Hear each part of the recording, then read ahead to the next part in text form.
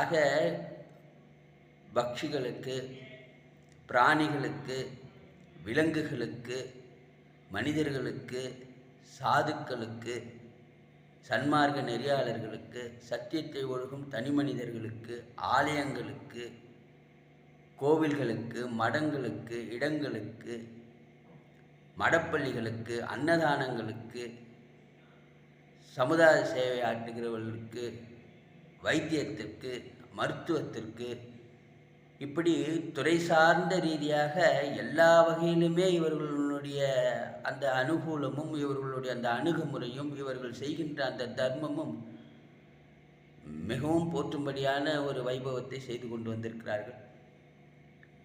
கலியானது கொடூர தாண்டவம் ஆடுகின்ற இந்த சந்தர்ப்ப சூழ்நிலையிலும் கூட இந்த தர்மம் எப்படி வாழையடியாக வாழையாக வாழும் என்று நாம் உங்களுக்கெல்லாம் மெய்ஞான கூற்றை சொல்லியிருந்தோம். அந்த மெய்ஞான கூற்றின்படி இப்படி செய்து கொண்டிருக்கின்ற இந்த சிங்கப்பூர் குருகடாட்சம் மைய அன்பர்களுடைய தர்மசாலையினுடைய அந்த தர்மத்தையும், சிங்கப்பூர் குருகடாட்சம் மெய்யன்பர்களுடைய திருவடிகளையும் திருவடி துகளையும் நான் திருநீராக அணிந்து ஆண்டவனுடைய அந்த பேர் அருளை பூரணமாக உணர்கின்ற நிலையை நான் பெறுகிறேன் என்பதுதான் சத்தியம். அடியார்களின் அடித்துகள் அடியார்க்கும் அடியேன் அடியார்க்கும் அடியேன் என்று சைவக்குறவன் பாடுவதைப் போல குருகடாட்சம் மெய்யன்பர்களுடைய அடித்துகளை அடியேன் நெற்றி நீராக அணிந்து மகிழ்கிறேன். அனைவரையும் நான் வாழ்த்து வணங்குகிறேன்.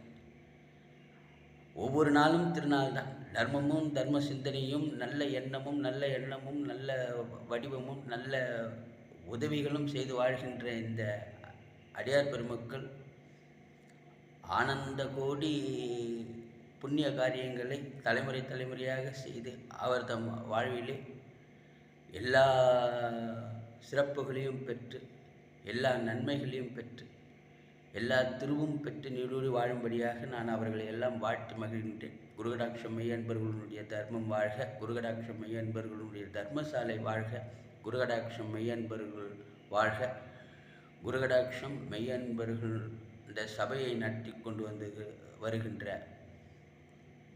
அந்த ஆனந்த நடராஜ பாபா அவர்களுடைய திருவடியை வணங்குகின்றேன்.